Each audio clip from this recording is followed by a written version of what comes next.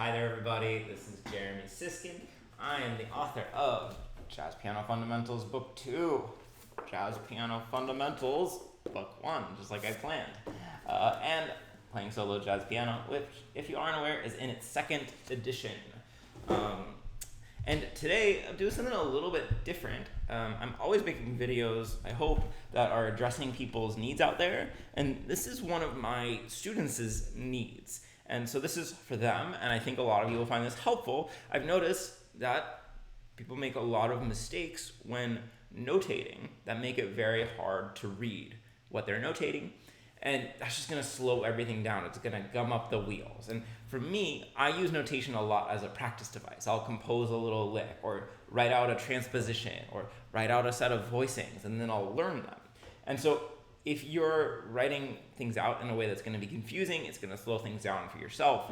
If you try to show it to somebody else, it's going to make it really difficult for them to read it. And so what I wanted to do was show 9 different mistakes that I see students making, and show you the fixes. So that's the plan for today. I hope you find it helpful. I'm sure some of these will be obvious for you, and maybe some will be less obvious for you. So let's see what happens. All right, so first thing, stem directions. No easier way to give away that you're a total amateur than writing stems in the wrong directions. So here's an example of stems going in the wrong directions. So what is the rule? The rule is that B, that middle B in the treble clef, and higher get stems going down. So B included gets a stem going down. We're going to talk about stem length a little bit later. And then anything lower than B has stems going up. Now, there are times when you'll have a phrase that you want to be beamed together that has some notes higher than B, some notes lower than B. I'm sure that if you're a professional engraver, you probably know rules about exactly what to do should you have, want to beam these two notes together. In this case, I would probably do it with the stems down because the top note is further away from that middle line than the bottom note is. I would say, if we have the opposite, one's right on the middle line, and one's way under, then I'll put the stems going up. So, we're going to kind of take the law of averages and see where we end up. And in those cases, I'm not going to get that offended unless the stems are just way out of whack, right? If the phrase, has 3 notes above B and just 1 below, it's not that offensive to do that, but it probably is going to look better with the stem going down. So take the averages. All right, second thing, stem side. Here's another great way to look like a second grader. I'm being so mean. I hope I don't mean this in a mean way. Okay, so for stems going down, they need to be on the left side of the pitch. For stems going up, they need to be on the right side of the pitch. Otherwise, you're not going to look good. And these rules are true of treble clef, bass clef, alto clef, and tenor clef, if you happen to be writing in those. And I didn't share that middle line rule doesn't just apply to B, it applies to the D in the bass clef. That's going to have a stem going down. Everything above that has a stem going down. So repeat with me. Stems going down on the left, stems going up on the right-hand side of the note head. All right, putting the accidental or the dot on the wrong side of the note is a really good way to make people play your music poorly, because we need to know, well, I'll show you the example. Oof, that looks bad. We need to know the accidental before we play the note. So remember, we're reading right to left, so we need to see that accidental first. So I need to move these sharps, which are, honestly, it's like making me a little seasick just to look at them. To that side of the note, we're going to move that last flat over to this side of the note, and that dot is in the wrong place. You would think that rule would apply to the dot, except you're already playing the note, so you can hold it now as long as you want.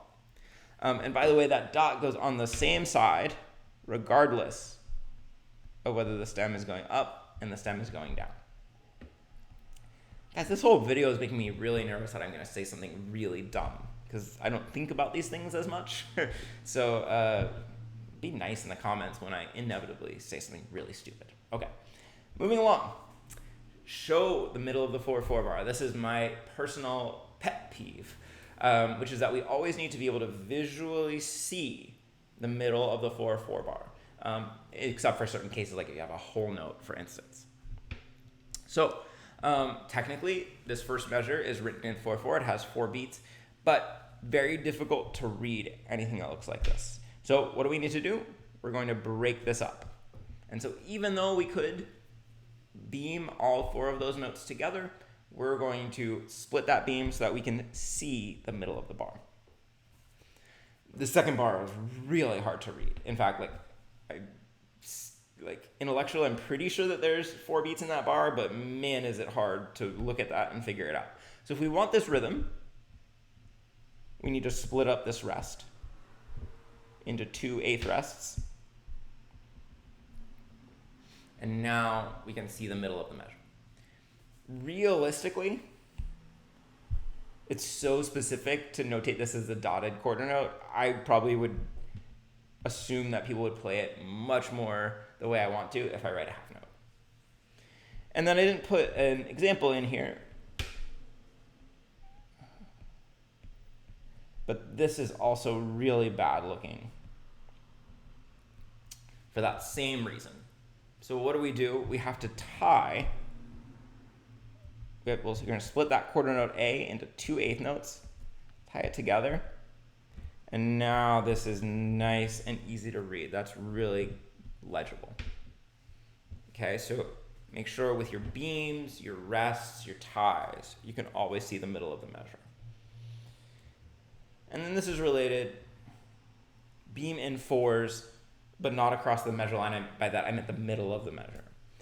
So this is gosh darn near impossible to read. If I look at that, I mean, it's the easiest rhythm, but I would still just have no idea what's going on. So, sorry for my unsteady hand here. We just have to beam that in 4 so that we can see the beats. All right. You guys are probably looking at this and you're like, this guy has the sloppiest handwriting. He's teaching us how to notate music. I can at least tell you the rules. Maybe I'm sloppy, but at least I'm fast and I'm accurate. All right, stack anything but seconds. Start from the bottom. So over here, I would be so confused if I got this leftmost chord, and it is a C major triad. So it's got to be stacked. We're used to seeing stacks of thirds. So if you ever have a triad, a 7th chord in position, make sure it's a stack of thirds. Same thing with this next chord. It's a 7th chord, a major 7th chord, C major 7. Put that G right in the middle. This next one's funny. I don't know if you can see. If you don't offset your seconds, then you've really got problems because your notes are going to overlap. So this is supposed to have a C and a D together, but it really doesn't work if we try to write them on top of each other. So here we're going to offset the second. We're going to put it a little bit off. This next chord really looks like a disaster. And I could imagine writing this one 2 different ways. I think one of them is more correct than the other. I think the most correct one is like this. But I wouldn't be... And so, okay, so the reason, how am I getting there? I'm going from the bottom up. I'm writing the C. I have to offset the second. And then I'm going to stack everything else right above that first note. But I also wouldn't be like that offended. I don't think it's correct. But I wouldn't be that super offended and weirded out to see that. Because here we get the nice stack of thirds and the second is still offset. But I think, again, technically, because I think we're supposed to be building from the bottom up, I think this one's better. But maybe I'll see something interesting in the comments. This is a really good way to make sure people screw up your music if you don't align the hands. I'll show you this example. This would be really hard to play looking at this example, right? It looks like a really complex rhythm, but that's because things are not quite aligned here. So make sure, even if you have to make a kind of an awkwardly big space after a longer note in the left hand, make sure that it matches with the right hand. We're almost there, guys. Here's number 8. Stems should be roughly an octave in length. That is the technically correct thing that I was taught about notating music. Nobody's going to refuse to play your music if your stems are a little bit shorter or a little bit longer or whatever. But don't make your stems look like this. I had fun. This was a little art project. So let me show you what I mean by an octave in length.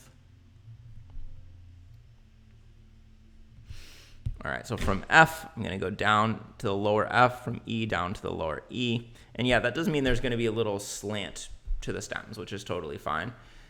This A and C, I really could go either up or down with these stems. I'm going to go down, so I'm going down to where I would find an A below the staff.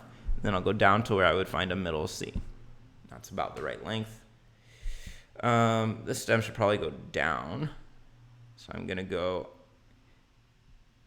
down to the low A, down to the low F. That's very slanted. Down to the low E, C, A, and B. And certainly you have some wiggle room if you want to, beam 4 notes together. You might have to compromise in terms of exactly an octave below. But that's roughly the length you want to aim for your stems. And then number 9, if you have 16th notes, you need to show where the beats are, or nobody's going to be able to read your music. So for example, if I were at a rehearsal and somebody gave me this, I wouldn't even know where to start. So just like showing the middle of the measure, we have to split up rests. We might have to split up longer notes. So let's see if we can fix this. So first thing I need to do is split that 8th rest into 2 16th rests. Okay, so now I can see beat 1. I don't love the way it's written, but I can see it. And actually, now I can see beat 2 as well. Sometimes, FYI, for that beat, to make it extra clear, I like to make my music foolproof, I will beam that together. And even though it's a rest, I want everybody to be able to see how that beat is related. Okay. All right, and then I've got 16th notes. So I need 4 of them to beam together. So I'm going to beam these 4 together. There's beat 3. And then we had 16th, 8th, 16th. So those need to get beamed together. And that'll be beat 4. And then we have 2 eighths. So this needs to be a new measure. So 2 eighths and then a 16th would start the next phrase, or however that works. Why is this so important? Well, the way that musicians read music is that we learn a few of the possible patterns within a beat, right? There's not really actually that many different patterns of 16 notes within a beat. It could be da da da da, 4 16ths. It could be da da da, 8th, 2 16ths. It could be 2 16ths, 8ths. It could be 16th, 8th, 16th. And that's about it, I think. Oh, it could also be a dotted or a opposite dotted. So we've got 1, 2, 3, 4, 5, 6 different kind of 16 note patterns within a beat. The way that musicians learn to sight read really fast and fluid is that they learn these 6 rhythms, and we're able to do those really fast. So if we're not able to kind of see and identify those rhythms, we're really in trouble. So you need to help out your musicians and make your music really clear. Oops, that's not the view I want. All right, guys, if you enjoyed that, I'm glad. It doesn't really have anything to do with anything in my books, but if you liked it, maybe you like me and you want to buy my books anyway. I don't know. But thanks for watching. I hope you learned something. And if you made it all the way to the end of this video, comment "Beam me up, Scotty," because we're talking about beams for 8th notes. Get it? Beam me up, Scotty. All right. Thanks for watching.